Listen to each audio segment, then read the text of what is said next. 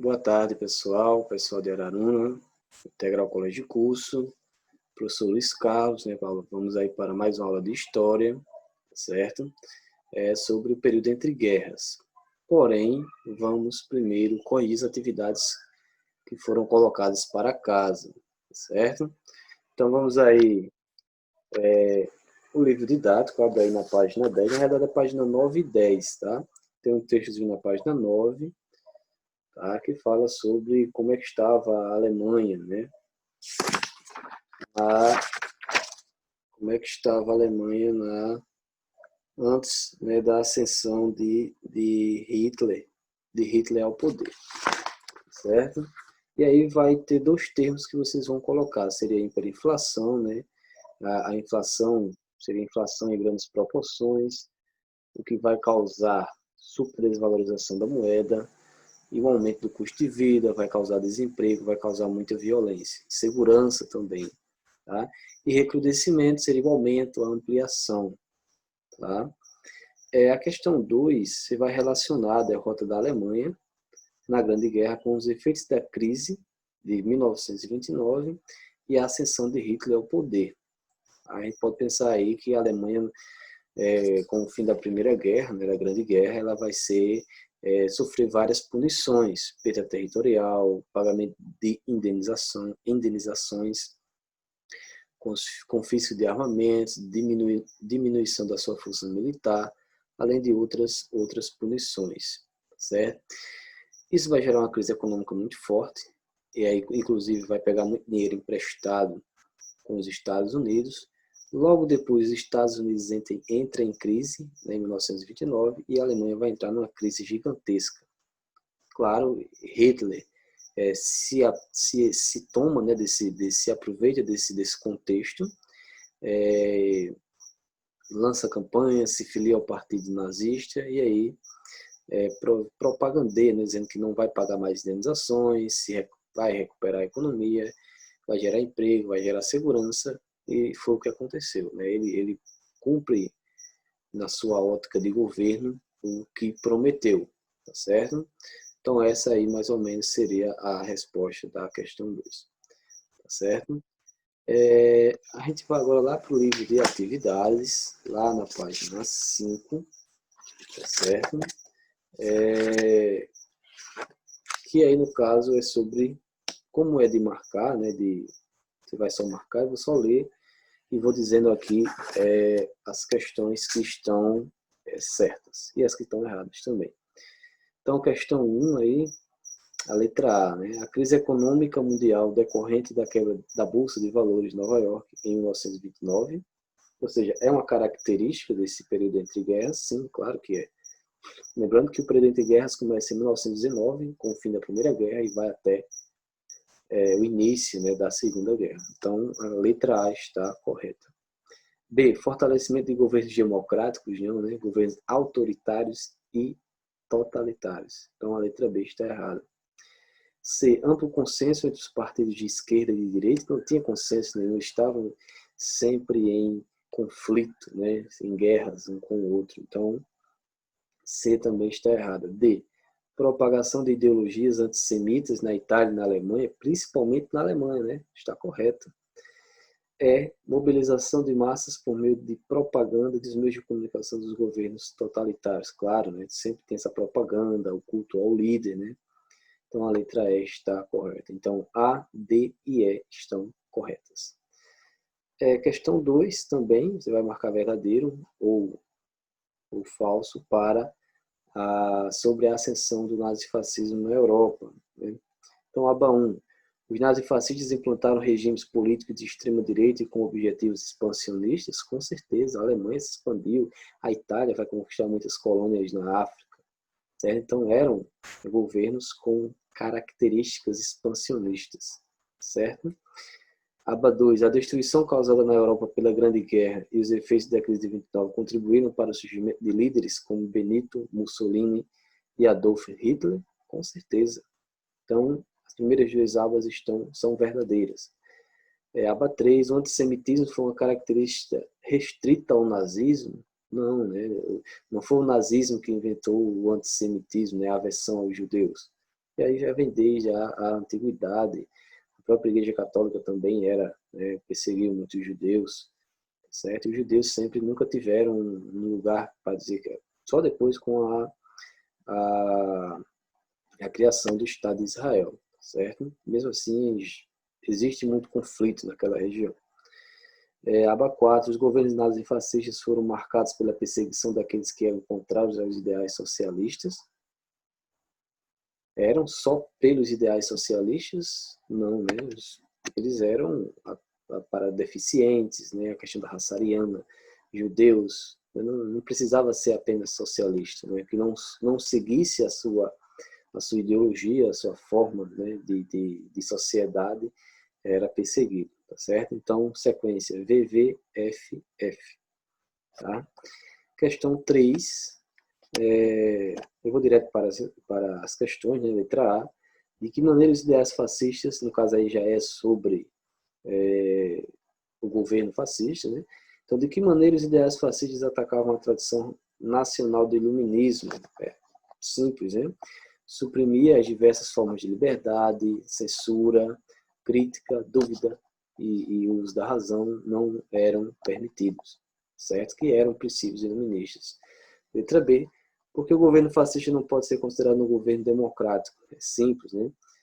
Poder centralizado, governava de acordo com a elite, não tinha participação popular, tinha muita repressão, muita utilização da força, né? Violência, muita violência, certo?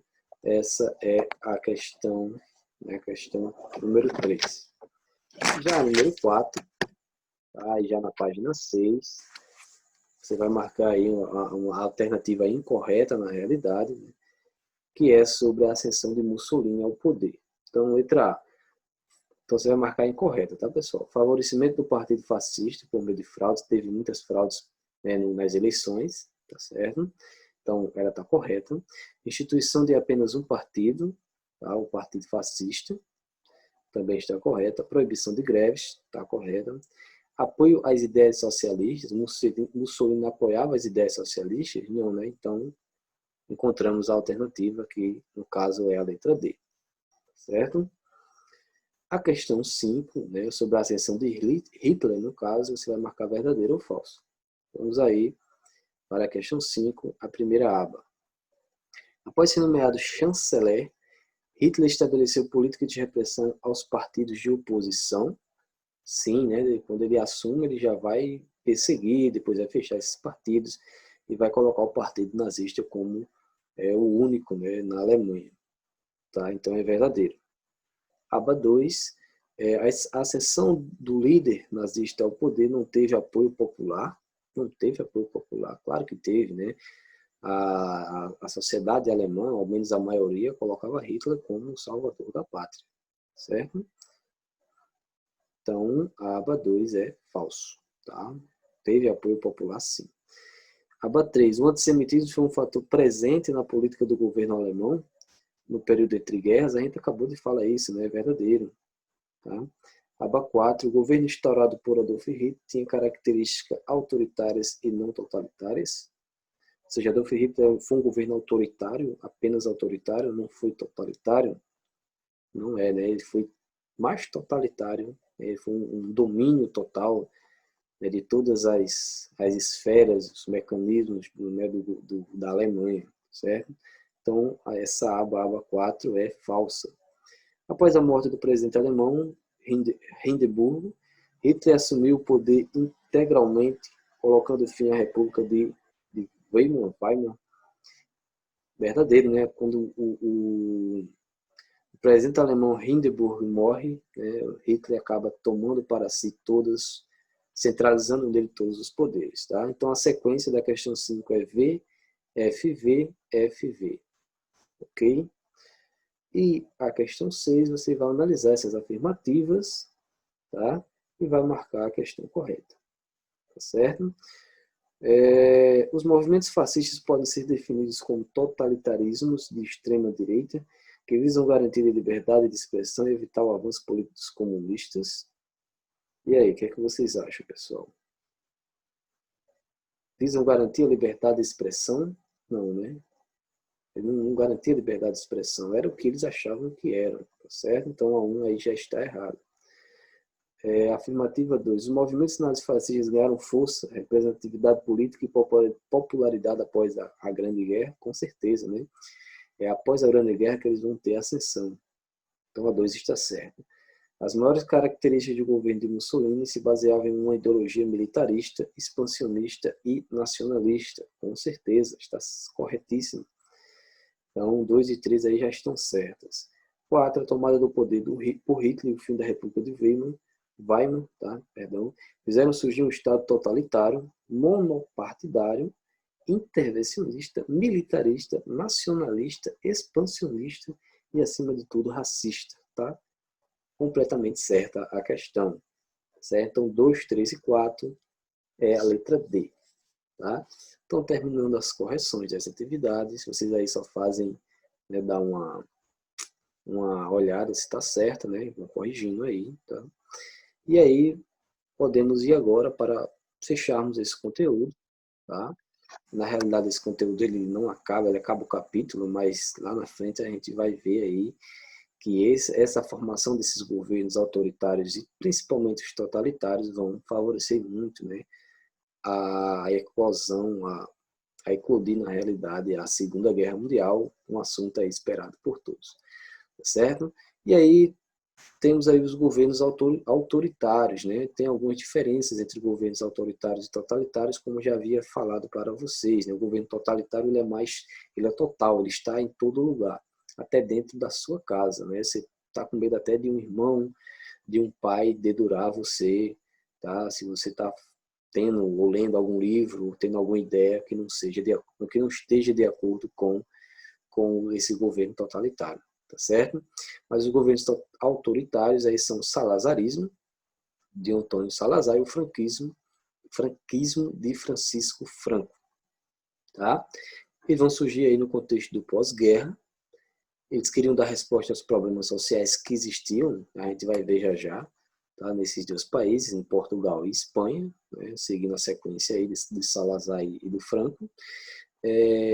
Governo com poder centralizado, porém eles não eliminavam totalmente a oposição, né? Aí você vê uma diferença entre o totalitarismo e o governo autoritário, né? O governo totalitário eliminava totalmente essa oposição, tá? A imprensa e as liberdades eram limitadas, e não tinham culto ao líder, talvez seja uma das principais diferenças entre o governo totalitário e o autoritário. O governo totalitário cultuava, a gente só lembra de Hitler, né? Eles cultuavam Hitler, cultuavam Mussolini, tá? Mas os governos autoritários não cultuavam. No governo autoritário é mais o uso da força, né? Eles vão ser muito baseados aí no fascismo italiano, tá certo? E aí vamos ver o salazarismo. Se vocês tiverem com alguma dúvida, vocês já podem ir colocando aqui no chat, tá, pessoal? O governo autoritário em Portugal vai se iniciar em 1926, né? Vai ter um golpe militar, os militares vão tomar o poder, tá? Só que em 1928, o Antônio, né, o professor Antônio Salazar, ele é convidado para assumir, né, o cargo de primeiro-ministro. Porém, ele vai ter muito sucesso, né, nas suas medidas econômicas, suas medidas políticas. Ele acaba dando um golpe, né?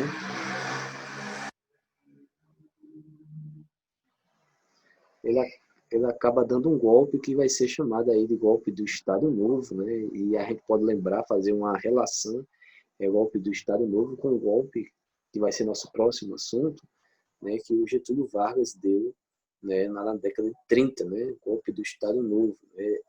A partir do momento que o Antônio Salazar ele dá esse golpe, ele instaura, né, uma ditadura que vai ser chamada de salazarista, né? Vai ser de acordo aí com o seu nome. E vai ter muitas características do regime fascista, ou seja, a utilização da força, da repressão, da censura. Tá? Claro que não vai ser um governo totalitário, porque ainda vai ter uma limitação aí da imprensa, né, a questão da censura, tá certo? Ele não vai eliminar totalmente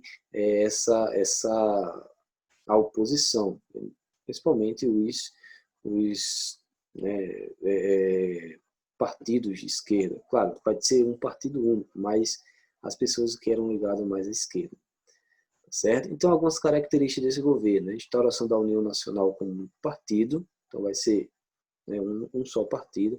Ele vai elaborar uma nova Constituição, tá certo? Para vocês terem uma ideia, ele era tão conservador que ele vai proibir, por exemplo, o uso de biquíni, beijos em praças, vai proibir o uso de isqueiro, né? Você tinha que pedir permissão para usar isqueiro, uso de biquínis, tá? Então, tudo isso aí vai ser proibido, né? As mulheres só poderiam ir, por exemplo, a uma viagem se tivesse assinatura do seu marido. Em qualquer lugar que fosse, teria que ter assinatura do seu marido. Então, ele vai ser muito conservador, certo? Então, vai ter censura, perseguição aos movimentos de esquerda e proibição de greves, criação de uma polícia política internacional para defender o Estado, tá? Sobre a interferência de algum outro Estado, até nacionalmente. E vai terminar aí, né? Esse período vai terminar. Ele vai sobreviver à Segunda Guerra Mundial e só vai terminar em 1974 com a Revolução dos Cravos, que também vai ser um outro golpe, tá? Então vai ser um autogolpe contra o salazarismo, tá certo? Claro que a Revolução dos Cravos vai ser um autogolpe, mas ao mesmo tempo eles vão instaurar ali depois, vai ser um processo para um governo democrático, tá? A Revolução dos Cravos vai ser isso, tá certo? Mas aí é um tema para uma outra aula, tá certo? Então esse foi o salazarismo, um governo autoritário que surge a partir dessa expansão do fascismo, do nazismo lá na Europa, certo? E chegamos ao franquismo, né, do Francisco Franco. Para entendermos o franquismo, a gente precisa primeiro ver a Guerra Civil Espanhola. Vai ser uma guerra civil aí que vai ser entre militares, né, e uma grande parte da população, certo? Qual o contexto, né, da Espanha, né? Após a Primeira Guerra, a Espanha fica devastada, né? A Espanha ela vai acabar tendo seu território como alvo de muitos conflitos na Primeira Guerra. A partir dessa crise, né, vai surgir grupos de operários, sindicalistas. Lembramos aí da Revolução Russa, né, a expansão das ideias socialistas e comunistas, também das ideias liberais, certo? Grupos como os nacionalistas, os monarquistas também vão estar com suas ideias, querendo que essas ideias comunistas e socialistas não se espalhem, não se proliferem. Tá? Em 1923, para a gente entender um pouco como acontece essa guerra civil, o rei da Espanha, né, o Afonso XIII, ele se alia ao general Primo de Rivera. Tá? É um general da alta patente espanhola do Exército, das Forças Armadas, e implanta uma ditadura. Tá? O que é que acontece depois de aí? A Espanha está, aliás, o mundo nesse 1930, né, depois da crise de 29, está numa crise intensa, né, superinflação, vocês sabem, né?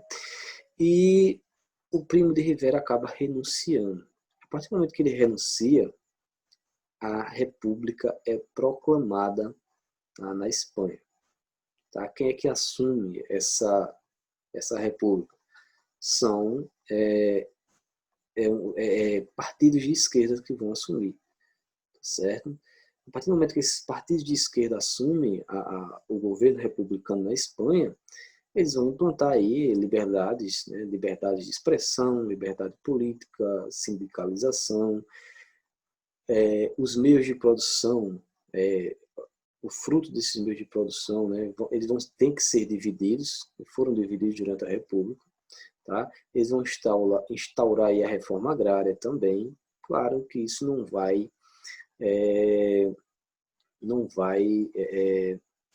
ter apoio dos conservadores, né? Os conservadores, juntos aí com a monarquia, né?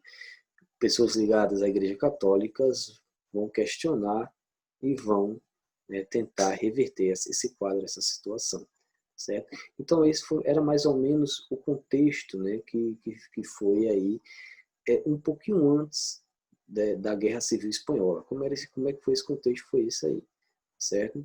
E isso vai gerar, claro, o conflito, tá certo? Então, ou seja, os partidos de esquerda estavam no poder, tá? E os partidos de extrema direita, os conservadores, os monarquistas vão na realidade dar um golpe, ou seja, a esquerda estava no poder, a extrema-direita vai dar um golpe, né? E aí, claro, vai gerar muito conflito, vai gerar um conflito muito sanguinário, com muitas mortes, muitas bombas, muita destruição. E aí vai durar 3 anos, tá? A Guerra Civil. De um lado vão ter sindicalistas, socialistas, comunistas, o que vão se chamar a Frente Popular. Vai ter liberais de um certo momento, tá? Por exemplo, cidades como Barcelona, Madrid, que eram cidades industrializadas, de certa forma vão apoiar essa Frente Popular. Uma cidadezinha, né? A cidade acho que é o Basco, não lembro, que até a Catalunha mesmo, que não se tinham como espanhóis, acabam que apoiando também a Frente Popular, tá certo? Então, de outro lado, estavam os conservadores, ligados à Igreja Católica, nacionalistas, forças do Exército e o Partido da Falange, que vai ser criado até pelo neto, se não me engano, do Afonso XIII. Tá? Vai ser ele e o Francisco Franco aí que vão criar esse partido, o Partido da Falange, que significa tropa, né?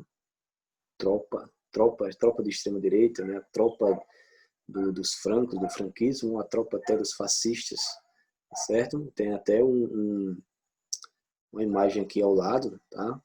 Que eles querem a justiça, né, a partir da sua força, né, do seu exército.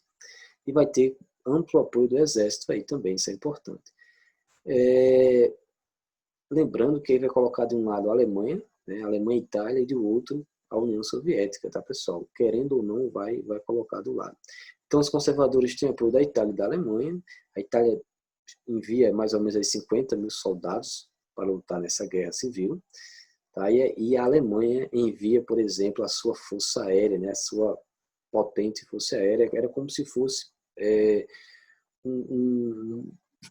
um evento, né? Um conflito precursor da Segunda Guerra Mundial, onde as grandes potências como Itália, Alemanha e a União Soviética estivessem testando, principalmente a Alemanha, né? Estivessem testando a sua força, o seu poderio militar, certo?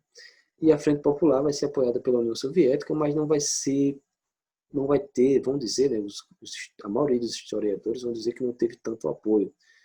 Tá? O calibre das armas, por exemplo, não eram tão fortes como o da Alemanha. Tá? Por isso vão dizer que não teve, a União Soviética não apoia tanto, porque vão dizer que o Stalin tinha medo que a Espanha, né, o governante que estivesse na Espanha não tivesse os mesmos ideais que ele, né, o ideal stalinista tivesse, por exemplo, o ideal do Trotsky, né? Então vão dizer aí que o Stalin, por exemplo, vai prender muitos líderes, né, de batalhões que ele achava que não estava seguindo suas ordens. Tá? Vai ter aí também muitas brigadas, né, brigadas internacionais, por exemplo, muitos brasileiros vão lutar lá que seguiam, né, esse ideal comunista, socialista, vão lutar lá na Espanha, né? Ingleses também, então pessoas quase que de todo mundo vão lutar nesse conflito, que vão se chamar aí as brigadas internacionais, tá certo? Vai ter também o George Orwell, né, um intelectual, um escritor inglês, que vai escrever, por exemplo, a Revolução dos Bichos, um livrinho pequeno, muito interessante, que os bichos vão tomar o poder dessa fazenda, né? Os bichos vão, cansados da exploração, tomam o poder, mas quando estão no poder, né, acabam fazendo a mesma coisa, fazendo referência aí ao Stalin. Então, é muito interessante, né, esse contexto da Guerra Civil Espanhola, tá certo? Os conservadores vão vencer o poder, né, e vamos ter um dos principais fatos dessa época, que vai ser o bombardeio em Guernica, né, pequena cidade de Guernica, né, a Força Aérea Alemã destrói toda essa cidade. Aí o pintor, né, o artista, o Pablo Picasso, vai pintar esse quadro que vocês vão ter aí na página 13 do livro do gato, tá? Vai ser um óleo sobre tela, né, de 1937, tá certo? E o Pablo Picasso vai fazer esse quadro, tá? Com referência a esse bombardeio, né? Então, ele mostra todo um sentimento, né, a tristeza, né, as pessoas desesperadas, as pessoas morrendo, né, tentando se salvar, mas ao mesmo tempo não consegue. Tem até um fato interessante, né, ninguém sabe se é verdade ou não, que dizem que em 1939, 37, 39, não lembro, um piloto da Força Aérea reconhece o Pablo Picasso e pergunta, né, foi você que fez o quadro, né, sobre Guernica, o bombardeio de Guernica? Aí o Pablo Picasso responde, não, quem fez o quadro foi você, eu só coloquei na tela, eu só representei, ou seja, ele querendo dizer que quem fez, né, todo o ato foi a Força Aérea Alemã. Então percebemos aí, né, de um lado a Alemanha e a Itália apoiando a Falange, tá? Do outro a União Soviética com todas essas contrariedades apoiando a Frente Popular. Quem vence são os conservadores e daí surge o governo do Francisco Franco, né? Ele vai ser o grande governante, ele vai governar por muitos e muitos anos, e esse governo vai se chamar de franquismo, certo? Ele vai implantar uma ditadura, tá certo? Seu governo vai ser marcado pelo anticomunismo, então ele vai perseguir muitos comunistas, tem uma forte ligação com a Igreja Católica, tá certo? Isso é interessante, porque a Igreja Católica, em uma hora, acabava apoiando, né, de certa forma apoiava os atos repressores do Francisco Franco, e acabava até excomungando pessoas que não apoiavam, tá certo? Ele tinha toda uma relação aí de proximidade. Seu governo vai sobreviver mesmo após as derrotas de governos totalitários da Segunda Guerra, ou seja, a Espanha não entra no conflito da Segunda Guerra, seu governo vai sobreviver, tá? Até 1974, 75, é mais ou menos isso, tá? Que é com sua morte, se não me engano, tá? Então vai durar muito tempo. Tá? Então essa foi a aula de hoje, vou deixar a atividade aqui no chat. Qualquer coisa, perguntem, tá, pessoal? Alguma dúvida, se ficou alguma coisa que não ficou bem explicada, tá certo? A aula ficou um pouco longa, mas espero que vocês tenham entendido. Então, tenham boa tarde, tá? Fiquem bem e até logo.